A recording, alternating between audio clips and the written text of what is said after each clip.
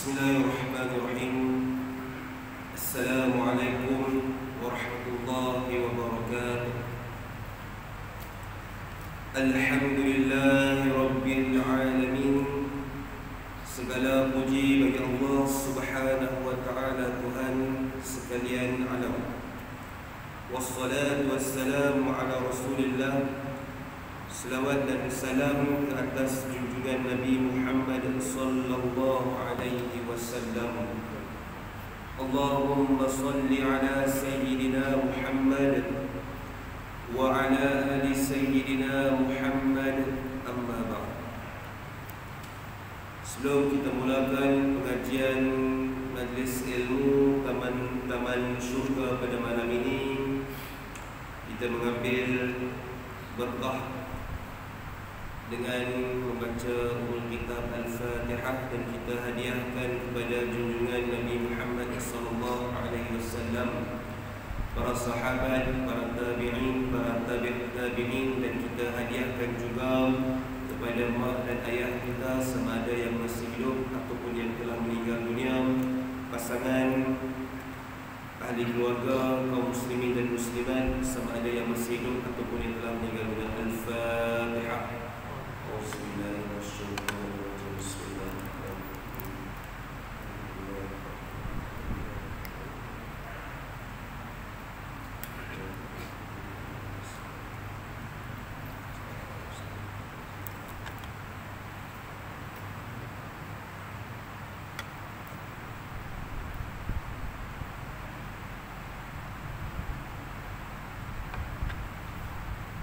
كيف الأمور تجري معكم؟ كيف حالكم؟ Khabar semua. Mudah-mudahan dalam keadaan sihat walafiat. Dan alhamdulillah Allah Subhanahu wa ta'ala telah memilih kalian untuk duduk di dalam masjid ini untuk niat i'tikaf.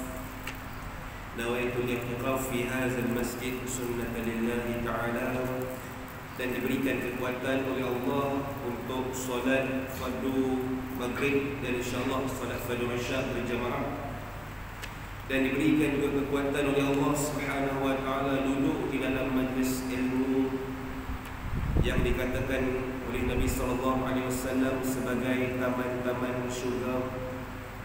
Tidak mahukah kalian duduk di dalam taman-taman syurga? Adakah yang lebih bernilai daripada taman-taman syurga? Allah Subhanahu wa ta'ala berfirman di dalam surah Az-Zariyat, surah yang ke-51, ayat yang ke-50. Bismillahirrahmanirrahim. Fafirru ilallah, maka berlarilah kamu kepada Allah Subhanahu wa ta'ala dalam keadaan sekencang-kencangnya. Nabi Muhammad sallallahu alaihi wasallam meriwayat ini bersabda, hadis yang diriwayatkan oleh Abu Hurairah radhiyallahu anhu, qala Rasulullah sallallahu alaihi wasallam, man salaka tariqan, barang siapa yang menempuh jalan, yaltamisu fihi ilma, jalan tersebut adalah jalan untuk menuntut ilmu, sahhalallahu lahu bihi tariqan ilal jannah, Allah Subhanahu wa ta'ala akan mempermudahkan jalan baginya untuk masuk ke dalam syurga. Tidak mahukah kalian jalan yang mudah masuk ke dalam syurga? Marilah kita penuhkan ruang-ruang dalam majlis ini, insyaAllah. Sambung pengajian kita berdasarkan kitab At-Tibyan fil Adab Hamalatil Quran, panduan berinteraksi dengan kalam Allah Subhanahu wa ta'ala. Hadis yang diriwayatkan daripada Muawiyah radhiyallahu anhu,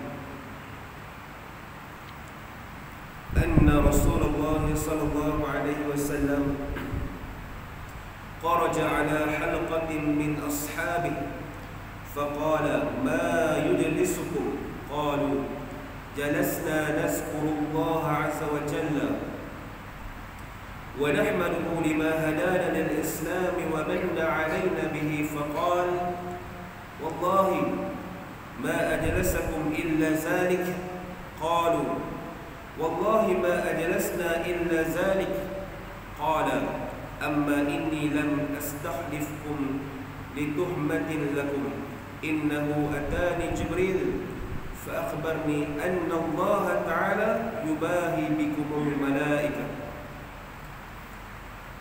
Sesungguhnya Rasulullah sallallahu alaihi wasallam keluar menemui sekumpulan sahabat. Inilah ciri baginda Nabi sallallahu alaihi wasallam, sentiasa bertemu dengan para sahabat, saling mengeratkan hubungan silaturahmi. Inilah contoh-contoh pemimpin yang dikehendaki dalam Islam. Bersama dengan jemaah, bukanlah ada jurang ataupun jarak yang memisahkan kluster-kluster tersebut. Baginda Nabi sallallahu alaihi wasallam bertemu dengan sekumpulan sahabat. Baginda berkata, "Untuk apa kalian duduk dalam masjid?" Mereka menjawab, "Kami duduk untuk menyebut nama Allah." Bermaksud tuan-tuan, puan-puan sedang ikut apa yang Nabi suruh. Nabi suruh duduk dalam masjid ingat Allah, bukan sebut benda lain. Jadi tuan-tuan ni terselamatlah. Macam sahabat lah ni tuan-tuan ni. Kena, tapi jauh sikit lah. Kita nak pecut sahabat. Kita kena faham lah keadaan tu. Sahabat ni imannya subhanallah kan? Tapi ala kulli hal kita ikut apa yang Nabi sebut. Nabi kata apa, buat apa ni? Apa kalian duduk ni, buat apa? Macam itulah lebih kurang, tapi dalam bahasa Arab lah. Mereka menjawab, kami duduk untuk menyebut nama Allah Subhanahu wa Ta'ala, dan kami memuji Allah kerana Dia memberikan petunjuk dan menganugerahkan Islam kepada kami. Nampak? Lihat, kita ni yang diberikan hidayah oleh Allah Subhanahu wa Ta'ala. Kita ni tak seperti sahabat. Sahabat ni nak dapat Islam, macam mana pengorbanan yang dilakukan oleh baginda Rasulullah sallallahu alaihi wasallam. Nabi berdakwah. Nabi ni disebut sebagai khairul anam, sebaik-baik ciptaan Allah. Bayangkan rintangan yang Nabi sallallahu alaihi wasallam tempuh untuk berdakwah, untuk menarik para sahabat ni masuk dalam agama Islam, minta kepada Allah supaya diberikan hidayah kepada penduduk Makkah ketika itu. Bayangkan tuan-tuan dan sekalian, bukannya terus lain Islam. Zaman sahabat ni lain daripada kita, sebab mereka itu mencari Islam, mencari kebenaran.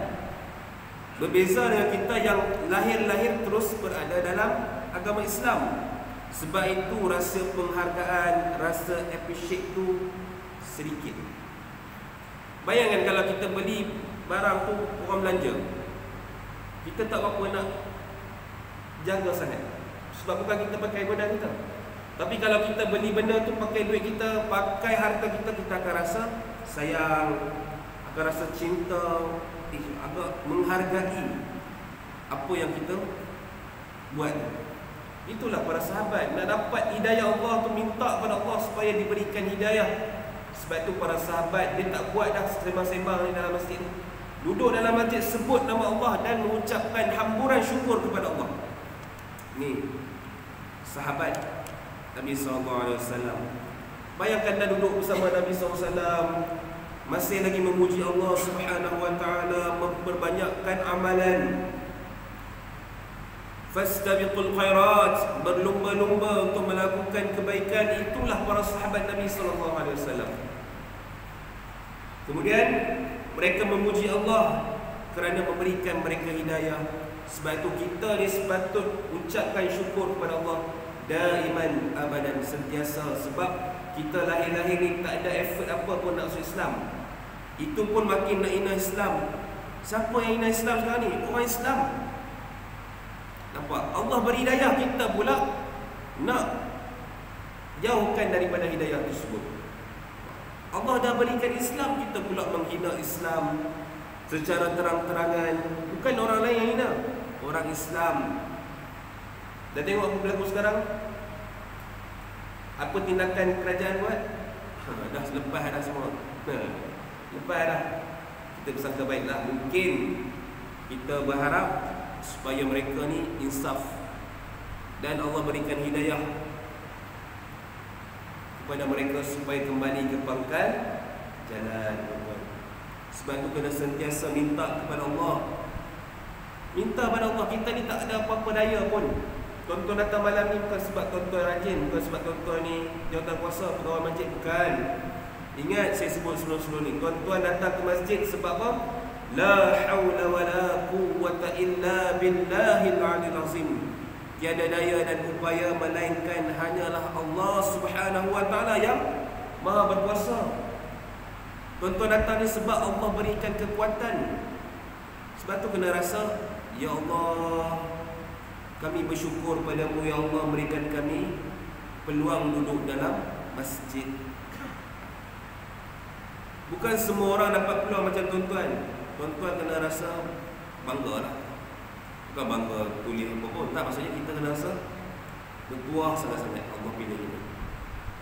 Ni belum sembang lagi dalam masjid. Yang datang masjid ni ada beberapa jenis golongan. Ada golongan mungkin, ada golongan munafik. Jadi kita suka sembang. Dalam masjid pun ada kategori-kategori dia. Kita nak check balik, kita nak buat postmortem. Kita ni dekat geng mana satu? Kalau jadi ahli masjid, oh, belum jadi mulia lagi ni. Dah datang masjid tu alhamdulillah. Tapi kita dekat geng mana satu? Nanti kita akan bincang lepas ni. Suspend kat mana kita ni? Duduk dalam lah, tapi tak tahu kita geng mana satu. Baik. Kemudian Nabi SAW bersabda, demi Allah, apakah kerana itu kalian duduk? Kerana Allah SWT? Mereka menjawab, demi Allah, tiada sebab kami duduk dalam masjid ni kecuali sebab itulah. Sebab nak berzikir kepada Allah, ingat Allah, terima kasih Allah, mengucapkan segala puji-pujian bagi Allah. Dan Nabi SAW bersabda, aku mengambil sumpah dari kalian. Sahabat bersumpah, sebab itulah kami duduk dalam masjid ni, sebab kami nak i'tikaf, kami nak berzikir, baca Quran, buat segala ibadah kepada Allah. Dan Nabi mengambil sumpah daripada sahabat ni bukan sebab Nabi tak percaya, Nabi percaya, tapi sebab sesungguhnya malaikat Jibril AS datang kepadaku kemudian memberitahu bahawa Allah Subhanahu wa taala membanggakan kalian kepada para malaikat. Sebab tu orang yang duduk dalam masjid, baca Al-Quran beramai-ramai, duduk dalam majlis ilmu, banyakkan zikrullah, banyakkan zikir pada Allah Subhanahu wa taala yang Maha Esa. Kita banyak lakukan amal ibadat, Allah memuji tuan-tuan insya-Allah puan-puan sekalian di hadapan para malaikat. Sebab itu kalau kita dapat pujian daripada artis, daripada ahli politik, YB dan sebagainya, tak ada apa pun nilai, tak memberikan keuntungan pun. Tetapi apabila kita dipuji Allah Subhanahu wa taala, maka itulah kebahagiaan yang abadi. Itulah kebahagiaan yang kita dambakan oleh Allah Subhanahu wa taala. Sebab dalam hadis yang sebelum ini kita telah bincang, wa majtama'a qaumun fi baitin min buyutillah, tidaklah berkumpul sesuatu kaum di dalam masjid, yatluna kitab Allah, dia duduk di dalam masjid melainkan dia hanyalah membaca kitab Allah, membaca Al-Quran. Wa yatadarasunahu bainahum, dan dia juga bertadarus, dia saling mempelajari Al-Quran beramai-ramai. Illa nazalat alaihim sakinah, dia akan mendapat kebahagiaan di dalam masjid. Wa ghasyiatumur rahmah, dan Allah akan limpahkan rahmat kepada orang yang membaca Al-Quran dalam masjid. Sebab tu kita minta kepada Allah masuk masjid tadi, Allahumma ftahli abwaaba rahmatik, ya Allah bukakanlah bagiku pintu-pintu rahmat. Dapat tak pintu rahmat? Inilah pintu rahmat. Duduk i'tikaf, kemudian kita solat tahiyatul masjid tadi, kita solat sunat, kita solat berjemaah, duduk dalam majlis ilmu, itulah rahmat. Dapat rahmat, alhamdulillah. Wa haffatumul malaikah, dan dikelilingi para malaikat. Ni para malaikat sedang mengelilingi kita ni, insya-Allah. Dan wa zakarahumullah fi man 'indah, dan Allah menyebut nama mereka itu di antara para malaikat di sisi Allah. Allah sebut nama sesiapa yang membaca Al-Quran di dalam masjid. Sebab itu Al-Quran ini sifatnya, peranan atau fungsinya adalah memberikan ketenangan. Allah Subhanahu wa taala berfirman, ya ayyuhal ladzina amanu wa tatma'innu qulubuhum bi dzikrillah, ala bi dzikrillah tatma'innul qulub. Dan ketahuilah bahawasanya dengan mengingati Allah Subhanahu wa taala, hati akan menjadi tenang. Allah beri jaminan kepada kita, sekiranya kita selalu mengingati Allah, pasti hati akan menjadi tenang. Allah beri jaminan. Sebab itu kita kena berikan keyakinan sepenuhnya kepada Allah Subhanahu wa taala dengan sentiasa berzikir kepada Allah supaya dapat ketenangan tu. Dan salah satu zikir adalah membaca Al-Quran. Sebab tu ulama sebut kebahagiaan, sebab Al-Quran ini adalah sumber kebahagiaan. Kebahagiaan dan kesengsaraan tidak boleh bersatu. Penderitaan dan juga ketenangan tak boleh bersatu padu. Tak boleh bersatu. Macam ibarat air dengan minyak lah. Dia tak boleh nak bercantum. Dan ulama sebut, kamu nak kebahagiaan macam mana? Kamu nak kebahagiaan berapa banyak? Dan ulama tersebut, kalau kamu nak kebahagiaan yang banyak, maka bacalah banyak Al-Quran.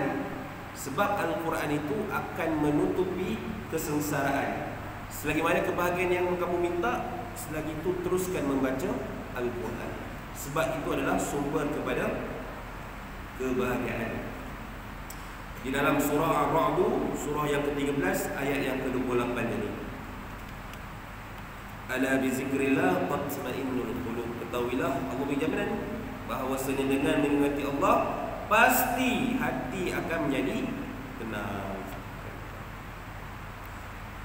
Kemudian kita sambung hadis yang diriwayatkan oleh Ibnu Abi Daud rahimahullah, sesungguhnya Abu Darda bertadarus membaca Al-Quran secara bersama-sama. Ni para sahabat ni membaca Al-Quran secara berjemaah. Kalau kita baca Quran seorang-seorang, kalau boleh kita berjemaah ketika membaca Al-Quran.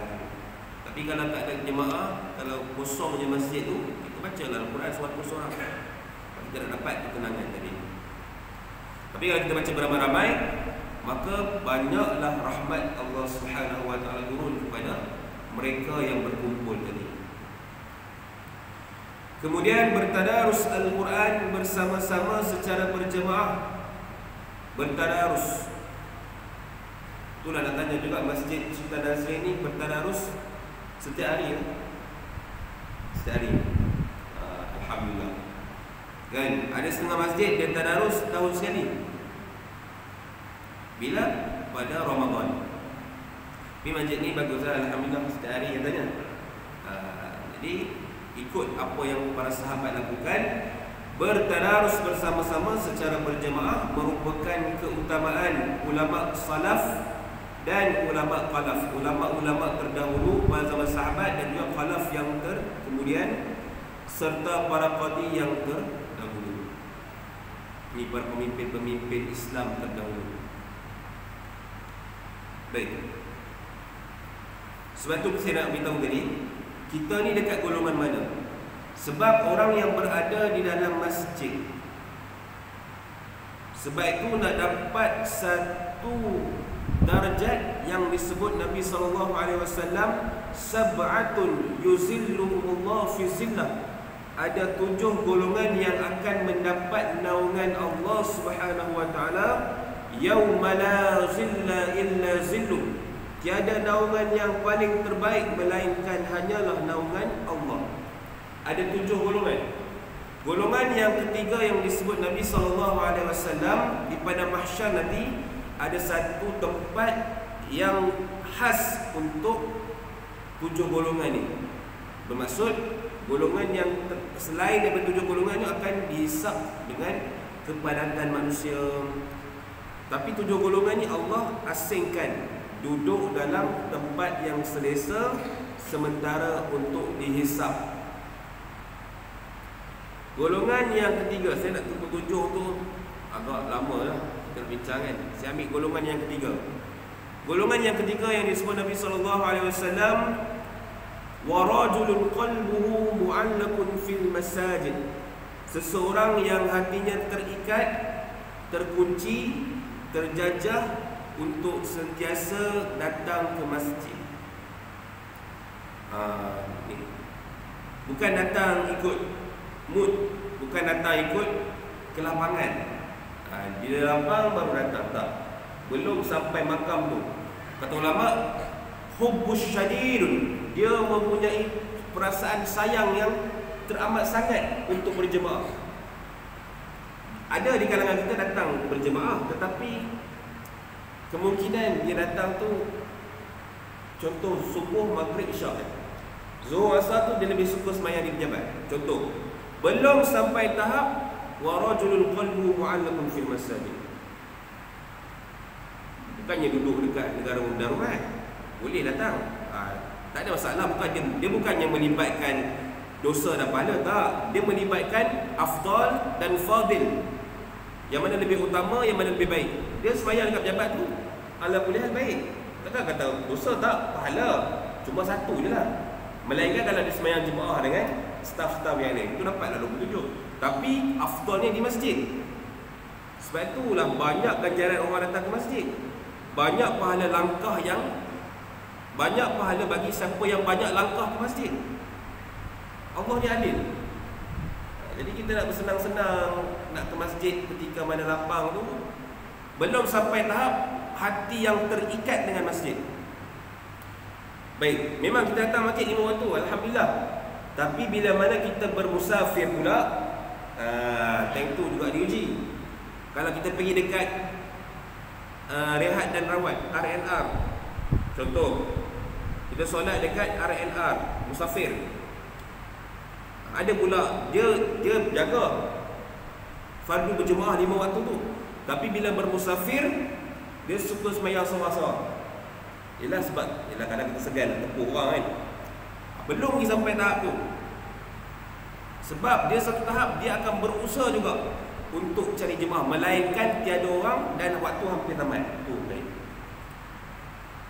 Kalau kes darurat, dia pun minta kepada Allah supaya Allah terima kecintaan dia berjemaah. Kena rasa gairah, kegairahan, passion, kata apa, semangat berjemaah, sanggup datang ke masjid. Itu yang nak dapat tu kena muhsinin, kena perbaiki kan. Benda tu kena paksa juga. Dia tak ada datang ikhlas kan datang. Dia kena paksa sampailah datang keikhlasan sembahyang Jumaat. Dia jadi satu macam, kalau tak datang tu rasa macam lain dia. Pernah tak rasa itu? Kalau tak datang ke masjid rasa macam rugi. Bukan dosa pun sembahyang seorang, tak dosa. Cuma kita kuranglah pahala tu berjemaah. Kurang pahala iktikaf, kurang pahala dekat tahiyatul masjid, kurang pahala dekat saf pertama. Itulah rahmat. Banyak pahala dalam masjid. Tapi kalau sembahyang bersendirian cuma satu je. Dia bukan melibatkan halal dan haram, tapi dia melibatkan afdal dan fadil, mana lebih utama. Jadi orang yang selalu datang ke masjid pula terbahagi kepada beberapa golongan. Nabi ni kata ulama, al-mu'min fil masjid kas-sama' fil ma' wal munafiq fil masjid qat-tayr fil qafs. Itulah sebutannya, saya pun kau Arab kan. Jadi itulah sebutannya. Al-mu'min fil masjid, orang beriman di dalam masjid. Keadaan orang yang beriman di dalam masjid seperti kas-sama' fil ma', seperti ikan di dalam air. Tuan-tuan ada benda ikan tak? Apa tu sekarang beta, beta, kalaga. Kalaga. Ataupun kita bela ikan adalah ikan piranha. Tak, kita ada bela ikan kan. Ikan apa lah, ikan saya pun tak mahu tak bela ikan. Makan lah. Ikan tu dia seronok tak duduk dalam air. Ke dia tak suka duduk dalam air. Ikan dia seronok duduk dalam air. Dia seronok duduk dalam air, duduk dalam aquarium, dia seronok. Macam mana tahu dia seronok? Wallahualam. Tak tahu dah dia seronok macam mana. Kan? Ikan secara semua jadi dia suka duduk dalam air. Dan dia akan menggelupur kalau dia dikeluarkan daripada air. Itulah ulama bandingkan orang beriman ketika berada dalam masjid. Bermaksud bila dia duduk dalam masjid, dia rasa seronok sangat. Dia kalau boleh dia tak nak keluar, dia tak nak balik rumah. Apatah lagi nak bersembang-sembang. Dia akan cari peluang-peluang untuk mengaut bekalan takwa untuk bertemu Allah. Dia nampak ada ni, ada apa ni? Ada Quran dia baca, nampak ada buku-buku kitab dia baca, nampak ada habuk-habuk dia tolong bersihkan. Dia seronok duduk dalam circle masjid. Sebab tu dia niat i'tikaf. Sebab tu dia baca doa masuk masjid. Bila orang yang baca doa masuk masjid, Allah akan lindung dia. Sebab dia dah minta kepada Allah nak pintu rahmat. Tetapi kalau dia buat perkara yang melanggar rahmat, agak-agak dapat tak rahmat tu. Tapi kita bimbang semakin jauh. Ya. Orang beriman. Sebab dalam masjid ni ulama sebut ada dua kategori, orang beriman dan orang munafik. Ingat orang munafik tak pergi masjid ke? Kuat juga pergi masjid. Sebab tu kita bimbang kita termasuk dalam golongan munafik.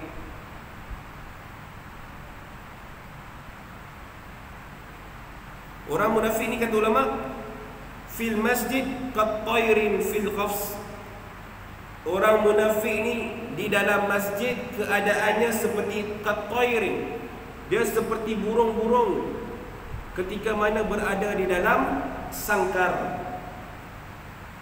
Beza ikan duduk dalam aquarium, dia seronok duduk dalam aquarium tu. Sebab itu memang tempat dia.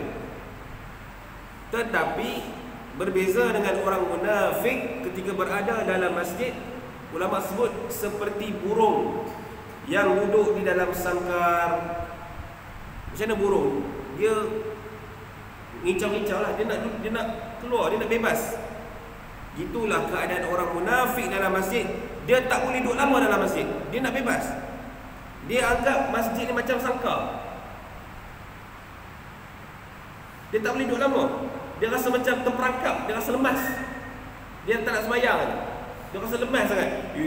Tak boleh duduk lama lah. Kalau duduk lama, mulalah kaki krem dan sebagainya. Dia ada je alasan dia. Ni sahabat ulama sebut, dia seperti burung, dia tak boleh duduk lama, dia nak bebas, dia nak pergi jalan-jalan, dia nak pergi waktu-waktu baru dia tahu dia. Bukan saya sebut, ni ulama sebut. Jangan marah saya lah, marah ulama ni. Saya cuba sampaikan. Qulil haq walau kana murra, berkatalah benar walaupun pahit.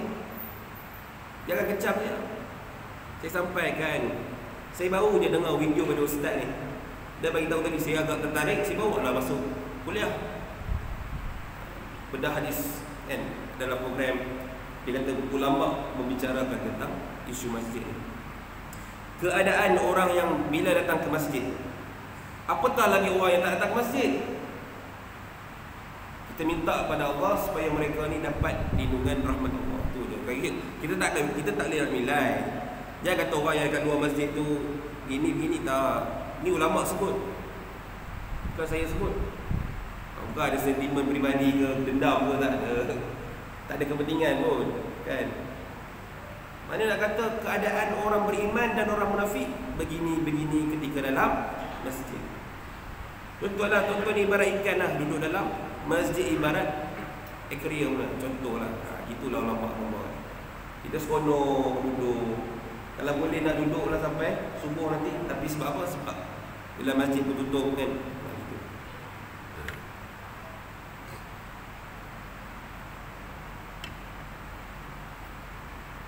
Baik, ada berapa minit ni? Ada lagi? Kemudian mengumpulkan orang ramai untuk membaca Al-Quran. Sebab itu tanggungjawab jawatan kuasa masjid dia agak berat sedikit lah. Alhamdulillah dalam masjid ni saya berpuas hati lah sebagai penyelenggaraan masjid. Apa yang pihak masjid buat untuk tarik, bukan sekadar majlis baca Quran je, tapi majlis ilmu pun dikira sebagai terbaiklah dalam tampah ni. Walaupun banyak rintangan yang kita dapat, fahamlah, melibatkan kewangan dan sebagainya kan. Sebab itulah ulama kata bab pengorbanan ni, may yaqtibil hasna yasbiru 'ala al-bazal. Siapa yang nak kahwin dengan wanita cantik, nak bernikah, nak bertunang dengan wanita yang cantik rupawan, yasbir 'ala al-bazal, dia kena bersabar dalam menghabiskan harta dia. Kita ingat orang Melayu je mas kahwin tinggi je, hantaran tinggi. Rupanya orang Arab pun ada peribahasa tentang dia memang iktiraf benda tu. Tapi kadang-kadang waktu PKP cuba kahwin bini apa pasangan lawa, tapi kahwin dan PKP rezeki lah, modal sikit. Tapi bila dah kembali normal, biasalah kena terima realiti tu. Bukan nak menjual anak, tidak, tetapi dengan kos barang meningkat. Nak kahwin dengan cantik, kenalah sabar berhabis harta. Kita nak isteri kita cantik, kenalah beli dia make up, kan, beli dia barang-barang perhiasan, barulah kita puas hati. Ni bila dah kahwin kita biar gitu je, lepas tu kita puji orang lain, dan benda tu kita sendiri tak berkorban. Itulah pengorbanan. Tengok dekat Indon, Malaysia pun ada, dia sembelih korban kerbau lembu, seram tengok kan. Satu-satu dulu korban dia tu dia macam lah seladang apa, seluruh dia gabung kacukan tu memang 900 kilogram dekat satu tan tu. Korban bukannya beli, dia bela, siap berkawan, kawan baik, nak sembelih tu siap nangis lembu tu. Itulah pengorbanan. Yasbir 'alal bazar, sanggup menghabiskan harta dia sebab pengorbanan nak dapat mardhatillah, keredaan Allah Subhanahu wa taala. Sebab tu keutamaan orang yang mengumpulkan orang ramai ni. Sebab tu jawatan kuasa masjid dia cari penceramah yang bayarannya tinggi, kan. Memang isu lah macam bayaran-bayaran. Dalam ceramah tu 5,000 kan, antara maghrib isyak. Beza lah dengan penceramah yang sekarang ni kan, 20 ganda kan. Tapi nak kata sebab ada tarikan. Sebab bila ceramah datang tu penuh masjid. Kalau saya ceramah, adalah ruang-ruang selesa lah sikit kan, aircon pun rasa sejuk sikit sebab manusia tak ramai kan. Jadi begitulah, nak ramai yang datang kenalah berlabur sikit. Ada macam ada title datuk ceramah, barulah ramai yang mengimarahkan masjid. Sebab tu kita kena support, kena bagi sokongan pada jawatan kuasa masjid. Begitu juga jawatan kuasa kena sediakan satu platform. Baru ni masjid buat apa, jemput penceramah apa tu, ataupun satu program My Quran Times, Quran Hour kan. Itu contoh-contoh macam mana nak berikan rasa minat untuk kembali bertadarus. Bukan menunggu Ramadan, tetapi kita mengamalkan tadarus seperti baginda Nabi SAW, bertadarus dalam masjid sepanjang hari. Itu yang kita nak ambil. Sebab itu keutamaan orang yang mengumpulkan orang ramai untuk membaca Al-Quran, maka padanya terdapat banyak nas seperti sabda Nabi SAW. Hadis yang diriwayatkan oleh Abi Mas'ud Al-Uqbah bin Amru Al-Ansari Al-Badri radhiyallahu anhu qala Rasulullah sallallahu alaihi wasallam, man dalla 'ala al-khair falahu mislu ajr fa'ilih. Inilah hadis, dalam hadis ni dalam buku disebut ad-dalu 'ala al-khair ka fa'ilih.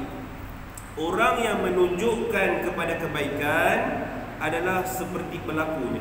Dalam hadis yang lain Nabi sebut man dalla 'ala al-khair, siapa yang menunjukkan jalan kebaikan, falahu mislu ajr, dia akan dapat serupa sebiji macam pahala orang yang dia tunjukkan jalan tu.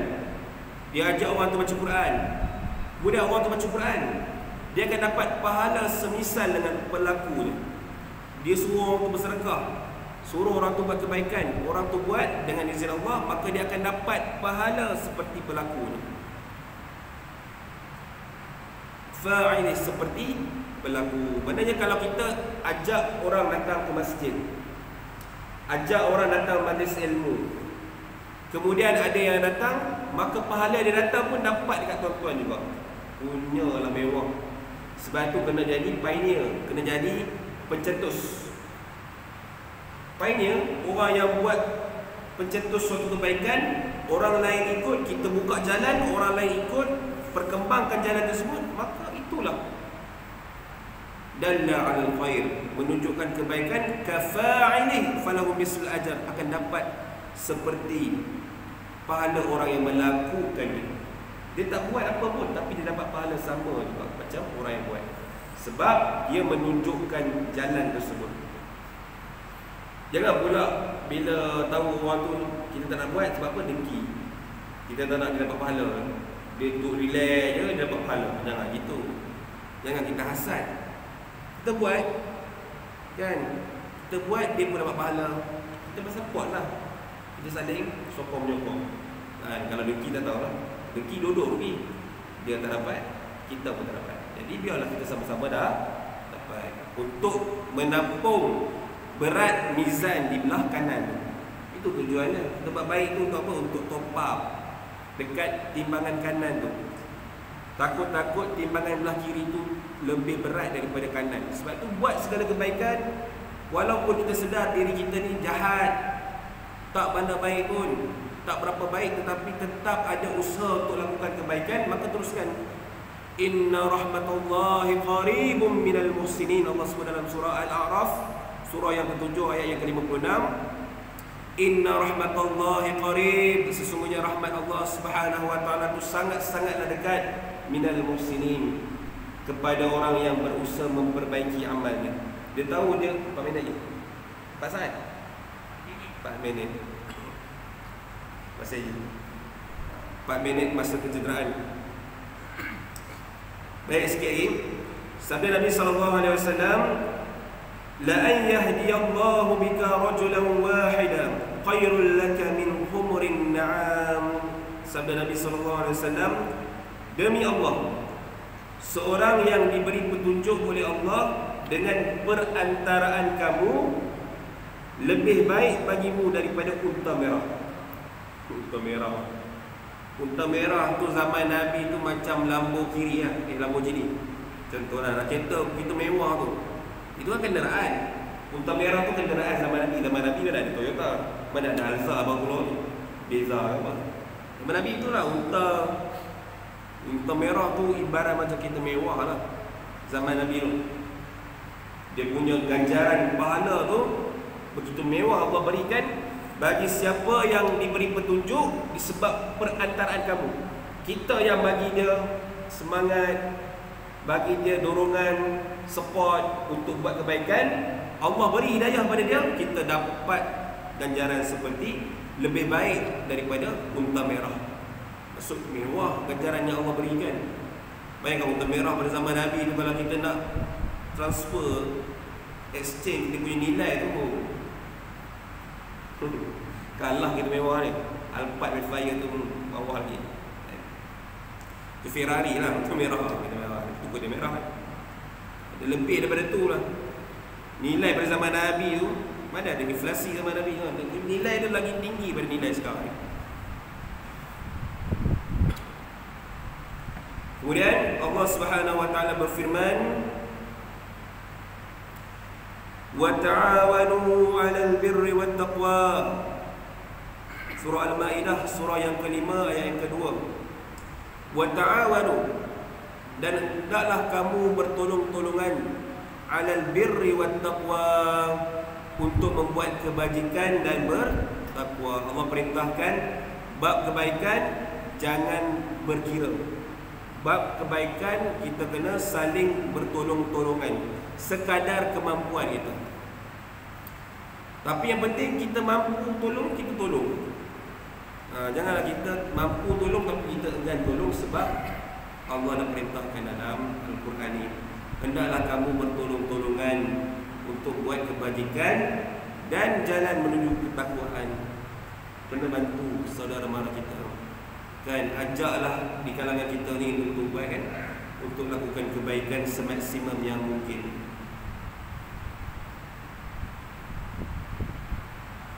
Allah ada soalan. Boleh lagi tak?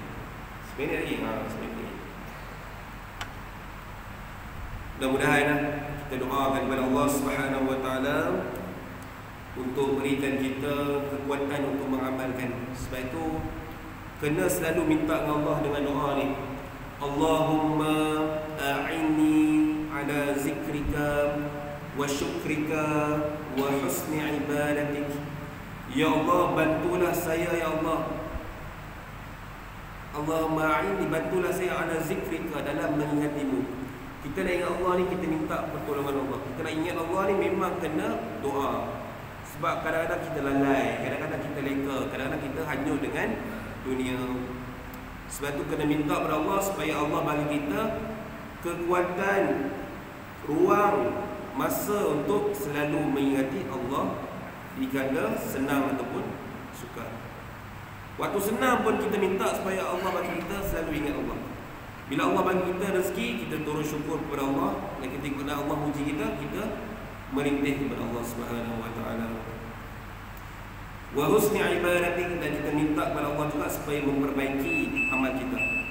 Itulah doa-doa yang kita boleh amalkan. Mudah-mudahan Allah Subhanahu Wa Taala masukkan kita semua dalam syurga dalam keadaan mudah, senang dan aman sejahtera. Wallahu a'lam. Bismillahirrahmanirrahim. Alhamdulillahirabbil alamin, wassalatu wassalamu ala asyrafil anbiya'i wal mursalin wa ala alihi wa sahbihi ajma'in.